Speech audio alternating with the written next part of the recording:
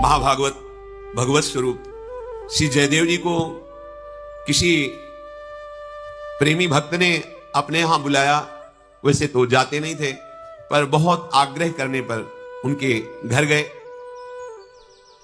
बहुत ही भगवत प्रेमी महात्मा भगवत स्वरूप श्री जयदेव जी हैं। गीत गोविंद की महिमा ऐसी कि जहां गीत गोविंद का गायन किया जाए श्याम सुंदर निश्चित वहां सुनने पधारते हैं। पद्मावती जयदेव प्रेम बस कीन्हे मोहन, अष्टपदी जो कहे फिरे तके ताके गोहन। पीछे पीछे डोलते ठाकुर जी। उस भक्त के यहां गए, उसने अर्चना वंदना की, भगवत चर्चा हुई। अब वहां से जब जाने को उद्यत हुए तो उन्होंने कहा, महाराज मेरी बहुत प्रबल इच्छा है कि आपको हम कुछ भेंट दें, क्योंकि संतों के पास जाए या संतों को बुलाए तो फिर ये बनता है। खाली हाथ जाना गुरुदेव के पास संत महापुरुषों के दर्शन करने या भगवत श्री विग्रह के दर्शन करने, ऐसी कुछ जगहें हैं जहां निषेध किया गया है। पत्र पुष्प कुछ भी हाथ में जो तुम्हें भाव में आए। उपनिषद तत्वदर्शी महापुरुषों ब्रह्म ऋषियों के पास जब उनके शिष्य जन जाते तो अकिंचन बलकल की लगोटी लगाने वाले तो क्या ले जाते? दुर्वांकुर, तुलसी दल, वन के पुष्प ले जाके चरणों में रखते। निषेध किया गया है। गुरुजनों के पास संतों के पास ऐसे खाली हाथ नहीं। यदि सदगृहस्थ है या विरक्त है तो विरक्त है तो दुर्वांकुर है, पत्र है, पुष्प है, उनके चरणों में अर्पित कर। गृहस्थ है कुछ तो महाराज मेरी इच्छा है। वो नहीं नहीं मुझे आवश्यकता, प्रभु आपको आवश्यकता नहीं पर मेरी इच्छा है। तो स्वर्ण की कुछ मोहरें उनके चद्दर में बांध दी। प्रभु का प्रत्येक विधान मंगलमय है, ऐसा मानना भक्त का लक्षण है। यह बहुत कठिन बात है, प्रत्येक विधान में राजी हो जाना। अब आप वहां से चले अपनी कुटिया की तरफ, काफी लंबा मार्ग था। तो उस धनी भगत के घर से निकल के चले तो ठग लोगों ने, ठग को भगवान की ही तरफ से एक दृष्टि मिलती है। वो देख के ही पता चल जाता है किस जेब में कहां कैसे पैसे, और इतनी प्रवीण कला होती है कि आपको पता भी नहीं चलेगा। आपकी जेब काट लेंगे, बाद में जब हाथ डालेंगे तो हाथ ही निकलेगा, उसमें जेब तो गायब मिलेगी। वो गांठ देख के ही समझ गए कि धनी के यहां से आ रहे हैं जरूर। लग गए पीछे। महाभागवत जयदेव जी ने देखा कि दोनों तरफ ठग ने इशारों से आपस और नजदीक होते। तो जयदेव जी ने कहा कि आप लोग कहां जाना चाहते हैं? ठगों ने कहा कि आप जहां जा रहे हैं वहीं हम भी जा रहे हैं। जयदेव जी समझ गए। जयदेव जी ने कहा कि वो भगत के यहां गए थे तो उसने कुछ ये स्वर्ण मोहरें दी। देखो हम तो भगवान के आश्रित रहते हैं, मुझे इसका भरोसा तो है नहीं, आप इनको ले लीजिए, कुछ खरीद लाइए, खाइए पिए, आनंद लीजिए।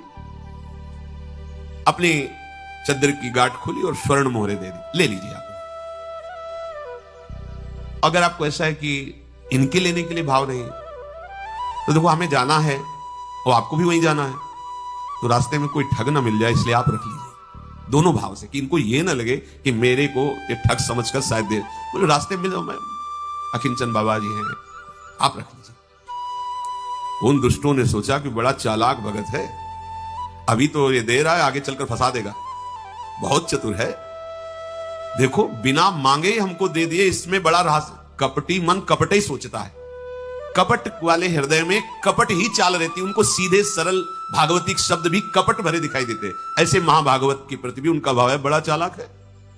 बिना प्रयास के अपने आप धन दे दिया, इसका मतलब सीधा साधा नहीं है, कोई षड्यंत्र रचेगा, आगे किसी न किसी को लगा के हमें फिर मरवाएगा।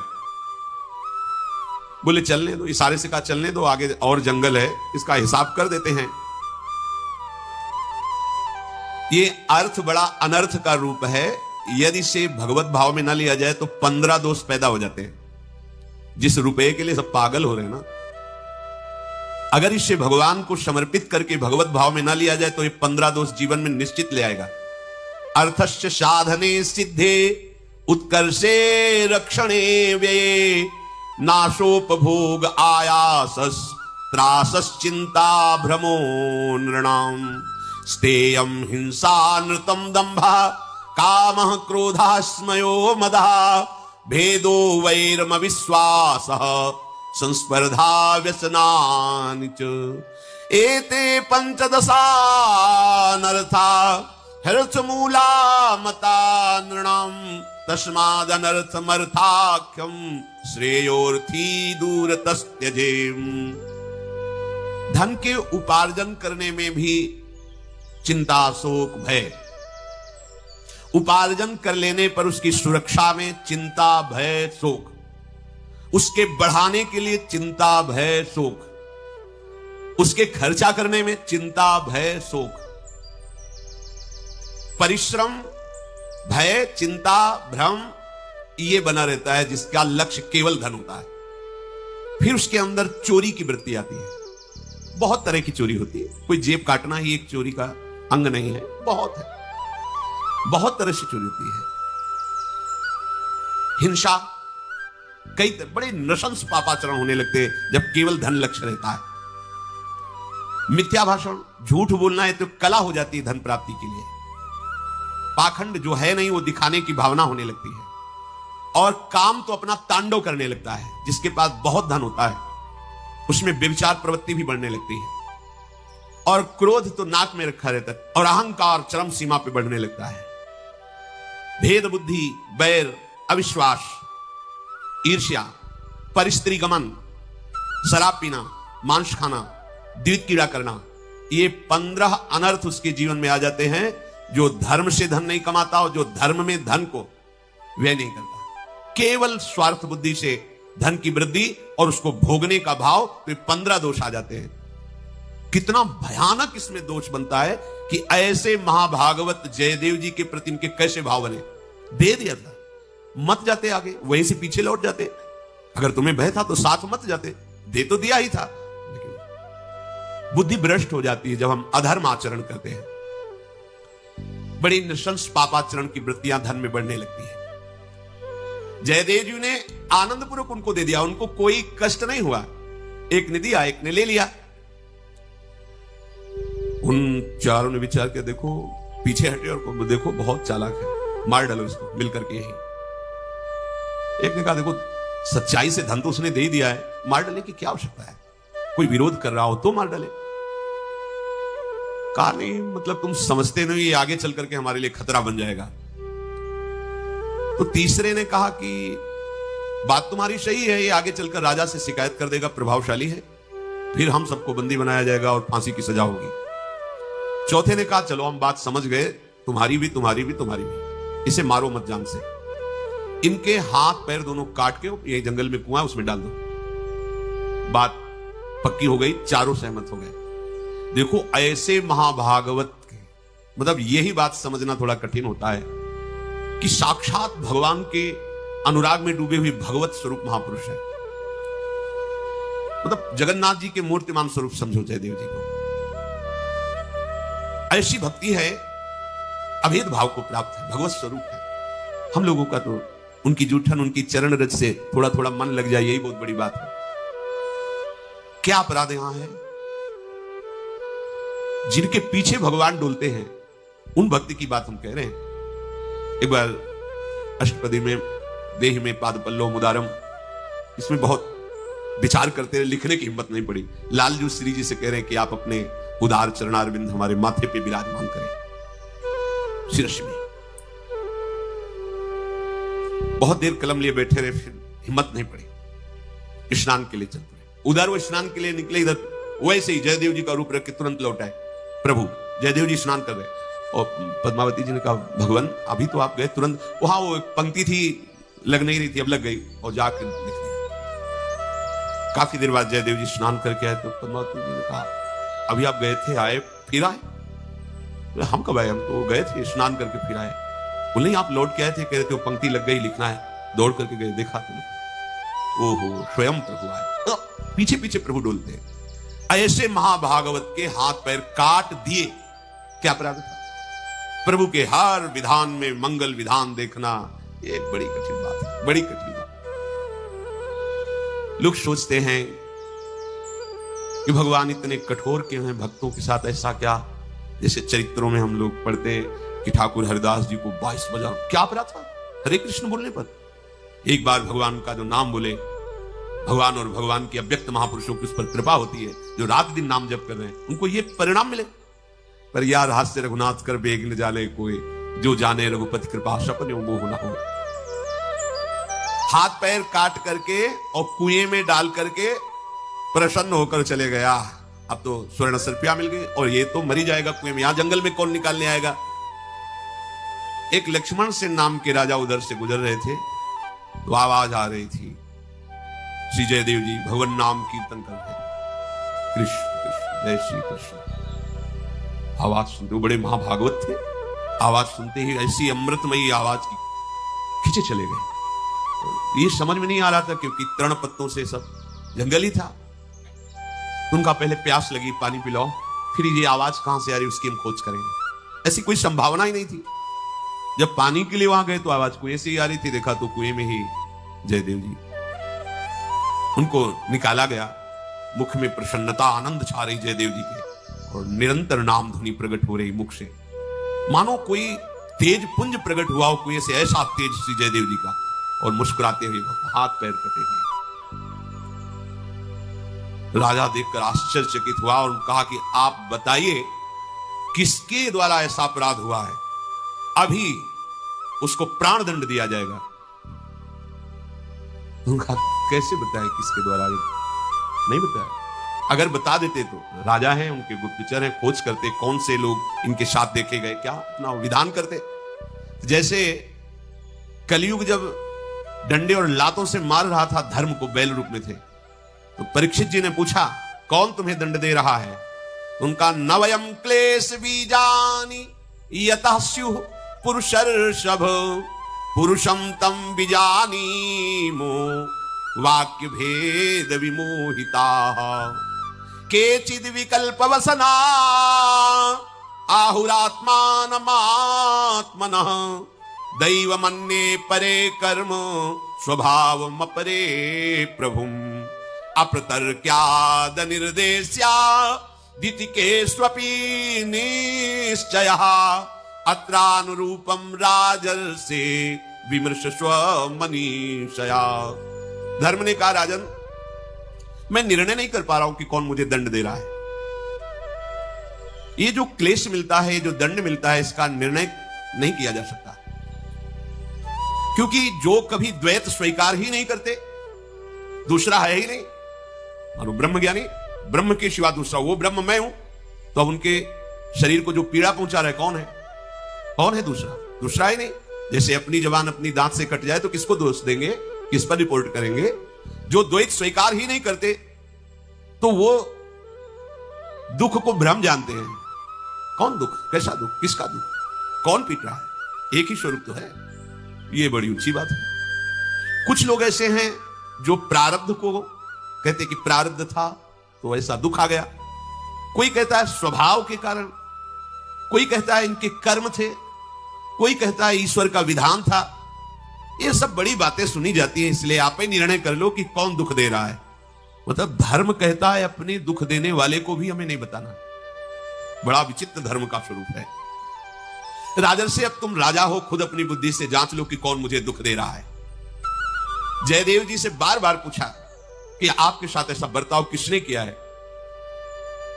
जयदेव जी जानते हैं कि अगर किसी भी तरह से किसी पर, तो हमारी भगवत भावना पर फर्क पड़ जाएगा। मेरे भगवान ही सब रूपों में है। दूसरी बात है, जो दूसरे की निंदा करता है, दूसरे की चुगली करता है, दूसरे के पापाचरण को दूसरों से बताता है, उसको वही गति प्राप्त होती है जो पापाचरण करने वालों को होती है। इसलिए ये बड़े शौक से जो निंदा सुनते हैं, निंदा करते हैं, दूसरों की चुगली, दूसरों की गंदी बातें, पापाचरण, ये मलिन अंतःकरण, निर्मल अंतःकरण। आंख मुंदी भगवत प्रणाम किया।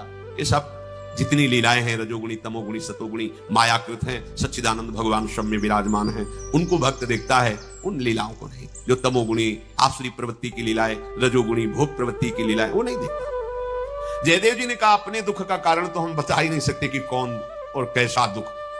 ये है महाभागवतों की बात। वही राजा बादशाह जब ठाकुर हरिदास जी के समीप गंगा में जो फेंक दिए गए थे, किनारे लगे, फिर वहां तो जब सुना तो गए चरणों में प्रणाम, मैं आपकी महिमा नहीं जानूं। बोले नहीं, कोई दुख नहीं। बोले आपको इतना नहीं, कोई पीड़ा नहीं, मेरे हरि का कोई मंगल विधान है, तुम निश्चिंत रहो, तुम जाओ, सुखी रहो, आनंदित रहो, तुम्हें कभी दुख न प्राप्त हो, मुझे कोई पीड़ा नहीं। कैसा हृदय होता है भगवान के शरणागतों का। ये गोविंद का लीला विलास है। जयदेव जी ने कहा। जयदेव जी के इस भाव को देखकर राजा बिक गया कि अपने दंड देने वाले को भी दंड देने की इच्छा नहीं है। ये तो महाभागवतों में होती, किसी दूसरों में नहीं होती। साष्टांग प्रणाम किया और कहा, महाराज यदि आप कृपा करें तो मैं आपको अपने राजमहल में ले चलना चाहता हूं, आप आदेश कीजिए और वहां कुछ दिन आप सेवा स्वीकार कीजिए। मेरा बड़ा सौभाग्य होगा यदि आप हां कहेंगे। ये भी भगवान का विधान, जैसी जगन्नाथ जी की इच्छा। राजा ने पालकी में बिठा करके भगवान नाम कीर्तन करते हुए जयदेव जी को महल में ले गए और उनके जो हाथ पैर के घाव थे राजवैद्यों के द्वारा औषधियों का लेप करके ठीक कराया गया। वो घाव भरे। श्री जयदेव जी से प्रार्थना की कि प्रभु पहले तो ऐसा नहीं था, पर आपके दर्शन से और आपके वचनों से मेरे हृदय में एक बात जागृत हुई कि मैं भगवान को कैसे देख पाऊंगा। राजा हूं, राजवैभव सब है, भगवान तो अकिंचन प्रेमी जनों से मिलते हैं। यह है संत का चमत्कार।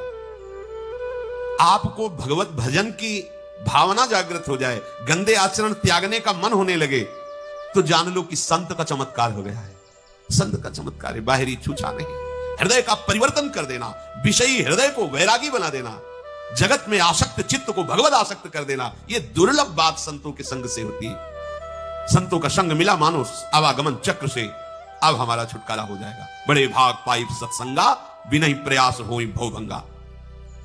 प्रभु मुझे वो उपाय बताओ जिससे भगवान का साक्षात दर्शन हो जाए।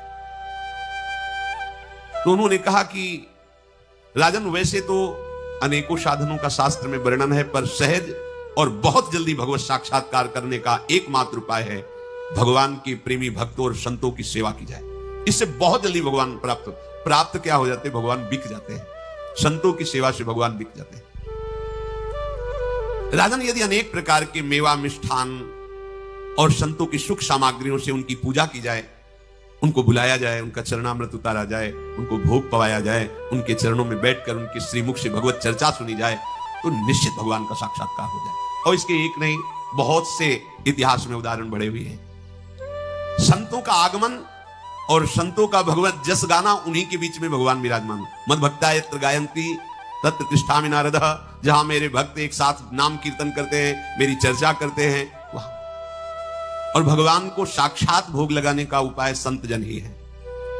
भगवान को अगर प्रगट में पवाना है तो संतों के मुख से भगवान पाते हैं। जैसे गर्भस्थ शिशु को पुष्ट करना हो तो मां को अच्छे अच्छे पदार्थ पवाओ तो उसके उदर में पल रहा गर्भस्थ शिशु पुष्ट होगा।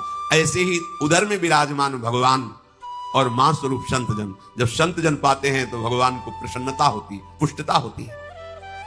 जी जयदेव जी ने ऐसी आज्ञा दी तो चारों ओर अपने सेवक गणों को भेज भेज कर जहां संत भगवान दिखाई देते, दैन्यता पूर्वक राजमहल में बुलाते और उनकी सेवा करते, बैठ करके नाम कीर्तन भगवत कथा वार्ता सुनते, आनंदित होते।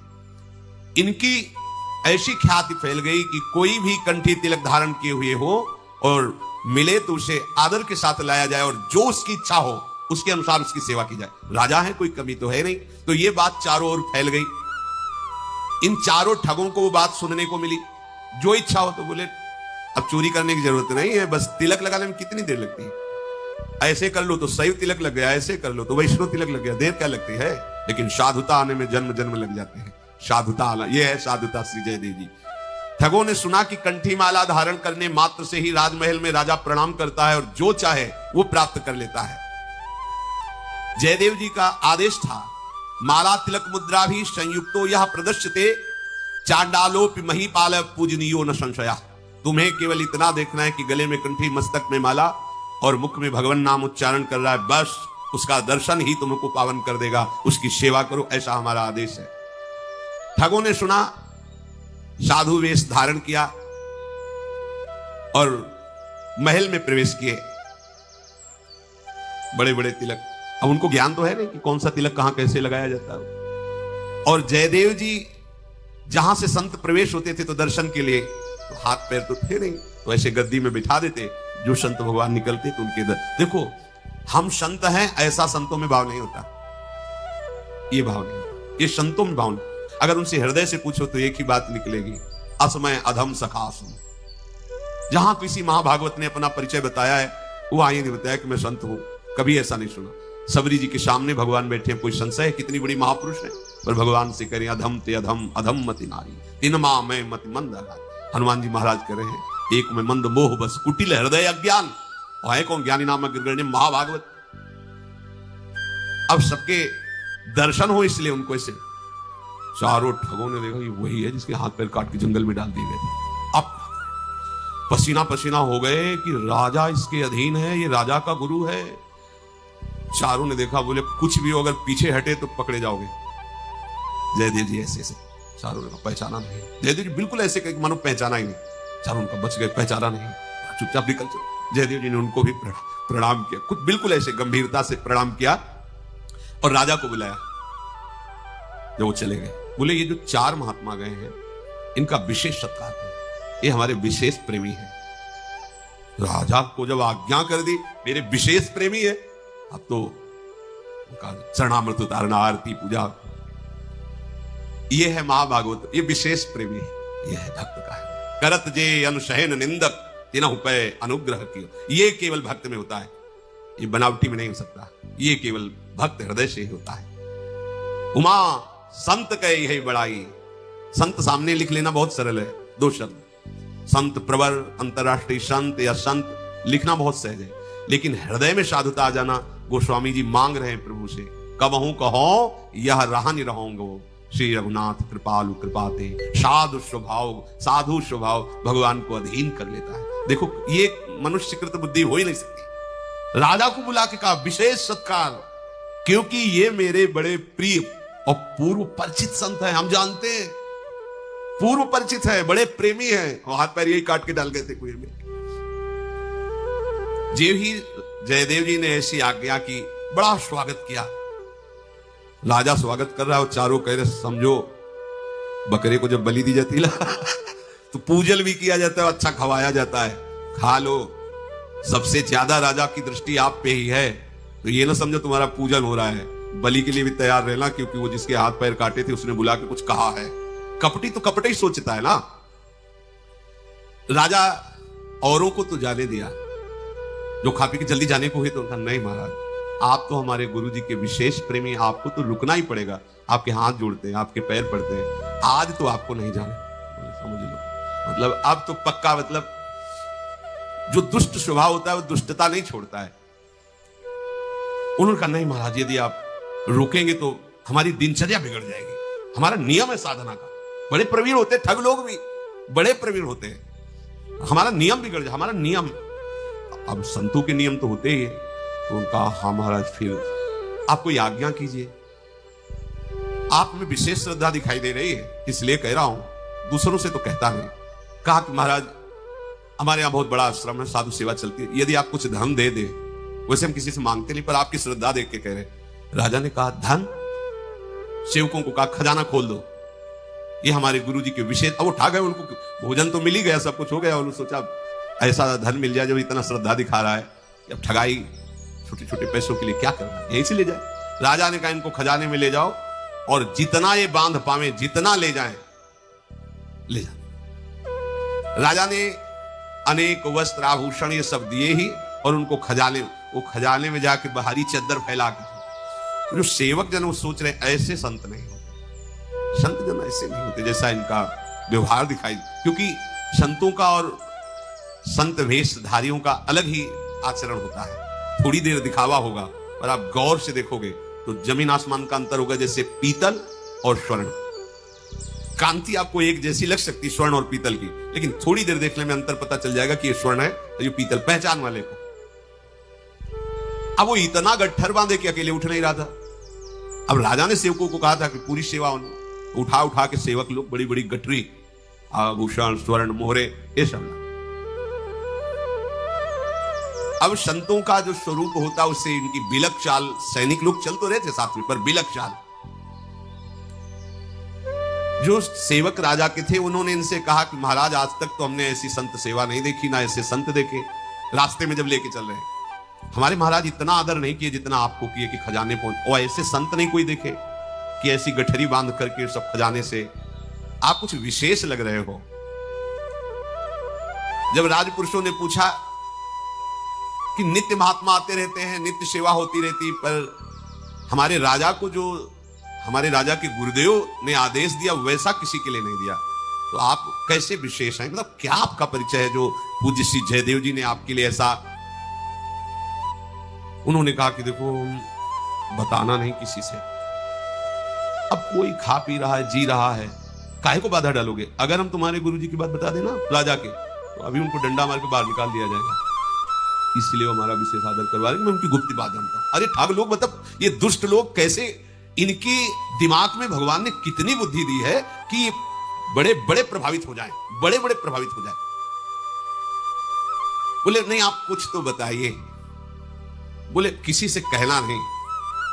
तुम्हारे जो राजा के गुरु है ना, एक राजा क्या नौकरी करते थे, और वहां जो इन्होंने गद्दारी और बेईमानी की ना, राजा ने इन्हें मार डालने की आज्ञा दी, परंतु हम ही साधु स्वभाव के फिर सलाह दी कि जान से तो मत मारो, हाथ पैर। तो इनके हमारे कारण इनकी जान बची और हाथ पैर कटवा दिए। अब ये वो अपने मन में उपकार रखते हैं मेरा, इसलिए उन्होंने इस राजा से हमारा सत्कार करवाया और इतनी सेवा करवाई कि कहीं हमारी पोल न खुल जाए। देखो दुष्टों की चाल और इनकी प्लानिंगें ऐसी होती है कि आदमी विश्वास भी कर ले। मतलब इनमें भी भगवान की विशेष शक्ति होती है। हमने देखा है ठग कपटी चालबाज लोग ऐसी चाल कि बड़े बड़े लगता है, नहीं बिल्कुल ठीक बात है, बिल्कुल सही बात कह रहे हैं, ऐसा लगेगा बिल्कुल सही, और बिल्कुल 100 में 100% झूठी। ये जो हमारा विशेष सत्कार हुआ ना, वो इसीलिए करवाया कि इनकी बात खुल न जाए। अब भगवान को सहन नहीं हुआ। अभी तक तो भगवान सहन करते रहे, अब भगवान को सहन नहीं हुआ। दुष्टता की हद हो गई, ये हद हो गई।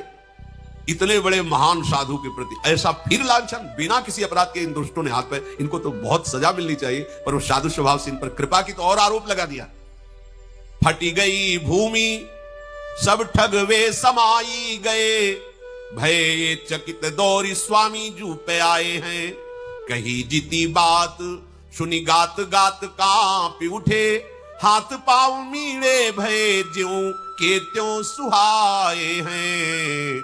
अचरज दो नृप पास जा प्रकाश किए जिए, एक सुनी आए वाही ठोर धाए हैं। पूछे बार बार शीश पायन पे धारी रहे, कहिए उघारी कैसे मेरे मन भाए हैं। उन दुष्टों ने जो साधु वेश धारण किए हुए थे, इस प्रकार जे भी झूठ बोले ते भी जाओ थे, वहीं की भूमि फट गई और समा गए। जो राजपुरुष थे वहीं थे, पर वो सुरक्षित है, वो दुष्ट उसी में। बड़ा आश्चर्यचकित हुआ और बड़ा अंदर की क्या हो गया, इस साधु वेशधारी 4 लोग कैसे समा गए भूमि पे। देखो एक सीमा है, अगर संत के हृदय में क्षोभ हो जाए तो तत्काल तुम नष्ट हो जाओगे।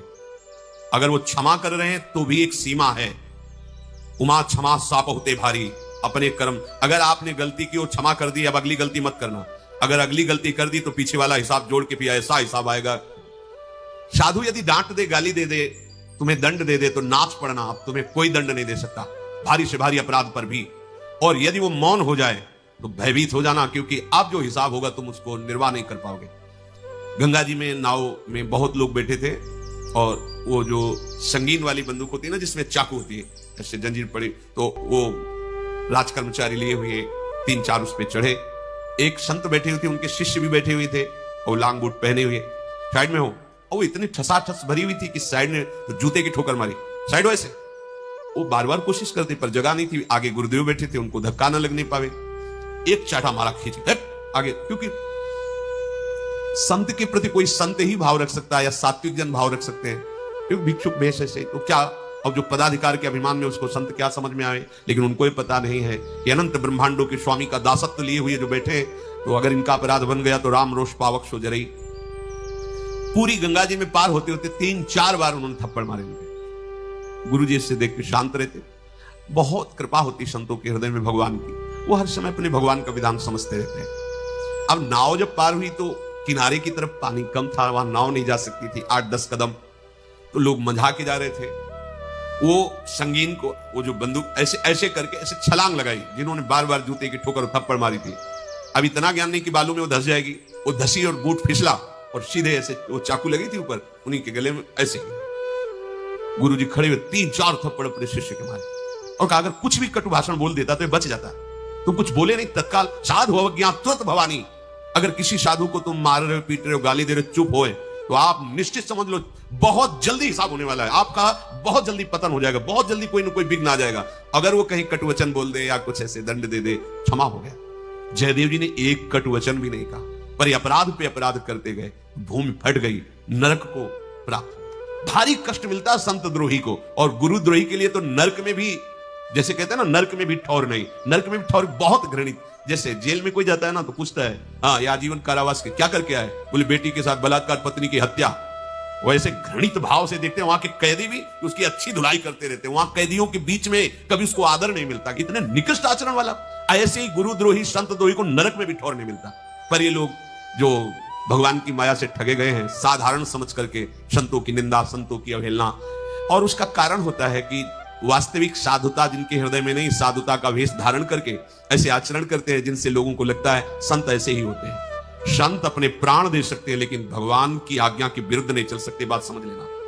जैसे ऊसर में कितना भी खाद पानी लगा दो, अंकुरण नहीं हो सकता, ऐसे संत के हृदय में वो बात ही नहीं उदय होगी जो भगवान के विरुद्ध हो, उसे संत कहते हैं। संत हृदय जिम उपज न कामा, ऊसर वर्ष तृण नहीं जामा। आज तक कभी भगवत प्रेमी महात्माओं के चरित्रों में कहीं ऐसा नहीं पाया गया जिससे किसी का मंगल, किसी का अहित हुआ हो। हम लोग अपने स्वार्थ का पोषण करने के लिए, साधुता हृदय में ना होने के कारण ऐसे आचरण कर बैठते हैं जो हमारे गुरुजनों और संतों को गालियां मिलती, लोगों की श्रद्धा संतों के प्रति कम होने लगती या नष्ट हो जाती। संत ऐसे, भगवान का साक्षात स्वभाव देखना है तो संतों में देखो, उनके स्वामी का पूरा स्वभाव अवतरित होता है संतों के हृदय में। जिन्होंने मारा, जिन्होंने गालियां दी, उनको परम पद प्रदान कर दिया, ये संतों का स्वभाव। उमा संत कही है बड़ा, यही संत की बड़ाई है। वो लात मार रहे हैं, बोले राम भजे हितनाथ तुम्हारा, तुम्हारा मंगल हो जाएगा यदि प्रभु का भजन करोगे। श्री जयदेव जी के पास वो भागते हुए गए और कहा, स्वामी जी वो जो 4 संत जिनको आप बहुत प्रेमी कह रहे थे, वो ऐसा ऐसा बोल रहे थे, उसी समय धरती फटी और वो उसमें समा गए। राजा भी उसी समय जयदेव जी के पास, जयदेव जी को बड़ा दुख, नहीं भगवान, नहीं भगवान, ऐसे। अब उनके हाथ तो कटे हुए थे, जैसे जैसे ऐसे किए, नवीन हाथ और नवीन पैर, स्वस्थ एकदम तेजो में, और वो कह रहे थे नहीं भगवान ऐसा नहीं, उनको क्षमा करो, आप उनको दंड मत दो, प्रभु आप क्षमा करो। चाहे जितना कहो, जैसे दुष्ट की दुष्टता एक सीमा तक अपने जनों के ऊपर भगवान देखते रहते, जब उनका हृदय शीतल है, वो क्षमा कर रहे हैं, प्रार्थना कर रहे हैं।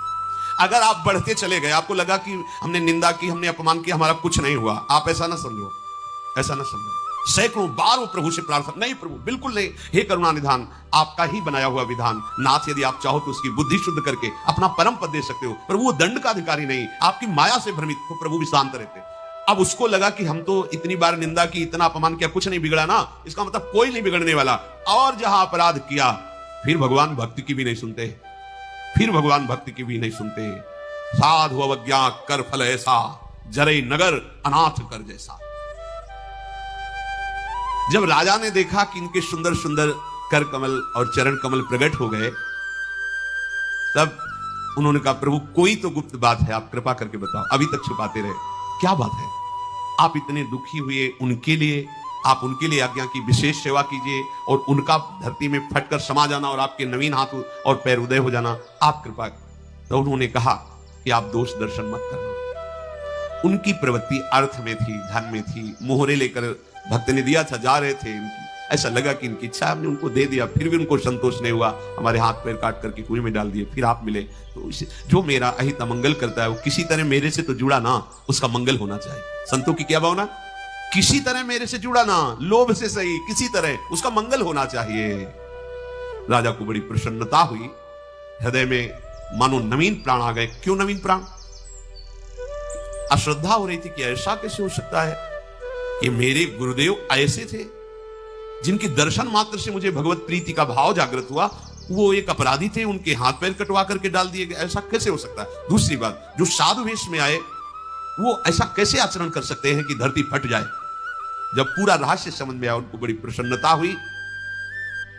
राजा ने जयदेव जी से कहा, अभी तक जिस बात के लिए तरसते रहे वो आज आप कृपा करके पूरा करो। अपने चरणों का चरणामृत और अपना कर कमल हमारे सर पर रखो। तो प्रभु के हर विधान को जो मंगलमय जानता है, मंगलमय मानता है, वही भगवान का शरणागत है। नमा अपने प्रभु को ही अपने सारे संबंध से प्यार करना। कल चर्चा हुई थी। गृहस्थ जन अपने समस्त संबंधियों में प्रभु को देखे, विरक्त जन अपने सारे संबंध प्रभु में देखे। माता पिता भाई बंधु जो भी अपना भाव है अपने प्रभु से हो, या जो भी अपने सगे संबंधी उनमें प्रभु भाव हो। 10वां, प्रत्येक शुभ कर्म प्रभु की प्रेरणा से हो रहा है। साधना कभी अहम ना करे शरणागत भक्त, जो भी हो रहा है मेरे प्रभु से हो रहा है। प्रभु की कृपा के बिना एक कदम भी परमार्थ में नहीं चला जा सकता। हम इतना करते हैं, हम ऐसा करते हैं, हम वैसा करते हैं, ये व्यर्थ का अभिमान मत करो। अगर गुरु जी की कृपा ना हो तो एक दिन भी भजन साधन नहीं बन सकता है।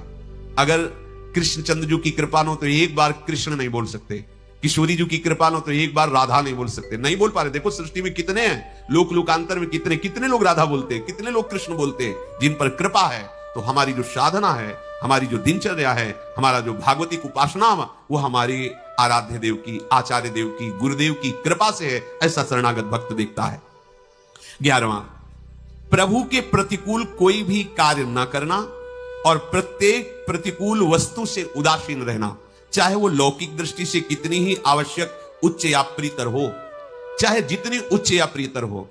जो अपने आराध्य देव को पसंद नहीं, वो भूल कर भी हमें कार्य नहीं करना। देखो कई बार ऐसा होता है कि मन की प्रेरणा को हम भगवत प्रेरणा मान लेते हैं, लेकिन इसको पहचानना पड़ेगा। जब आप कोई गलत कार्य कर रहे होंगे तो अंदर से एक आवाज आती है, गलत है मत करो, वो भगवान बोल रहे हैं। जब आप कोई सही कार्य करेंगे तो हृदय शीतल होता और मन में प्रसन्नता का स्फुरना, तो समझो ये भगवत आदेश है और वो शास्त्र सम्मत बात होनी चाहिए। कभी कभी विषय सेवन के उत्साह में ऐसा लगता है हृदय आनंदित हो रहा है, पूरा विषय संयोग बिल्कुल स्वाभाविक बन रहा है, तो हमें लगता है भगवान की ऐसी इच्छा है। नहीं, समझना हर्ष और आनंद में अंतर है। विषयों के सानिध्य में हर्ष होगा तो परिणाम में तुम्हें शोक भोगना पड़ेगा, और आनंद द्वंद्व रहित है। आनंद का अनुभव तब होता है जब शास्त्र सम्मत आचरण होगा। शास्त्र के विरुद्ध आचरण होगा तो हृदय जलेगा। पाप की पहचान है जो धर्म विरुद्ध आचरण करने की प्रेरणा मन दे रहा है, उसके विरुद्ध जो अंदर से भाव आ रहा है उसको मानिए। अगर नहीं माने तो वही पाप आचरण है। हम लोग सोचते हैं कि भगवान ही ने तो प्रेरणा की, ये मन ही है प्रेरणा करने वाला। भगवान की प्रेरणा को अभी सुनने का तुम्हारा अभ्यास नहीं। आप गौर से देखिए, जब आप कोई गलत कार्य करने चले तो बड़ी धीमी आवाज में आता है, गलत है नहीं, और आप सहम जाएंगे। एक सेकंड के लिए आप सहम जाएंगे, पर मन का वेग प्रबल, इसलिए कि जो होगा सो देखा जाएगा। आप उसे नकार देते हैं। बस भक्त मन की नहीं सुनता और अभक्त भगवान की नहीं सुनता। जो संसारी भोगा आसक्त जन है वो अंदर भागवतिक प्रेरणा को नकार देते हैं।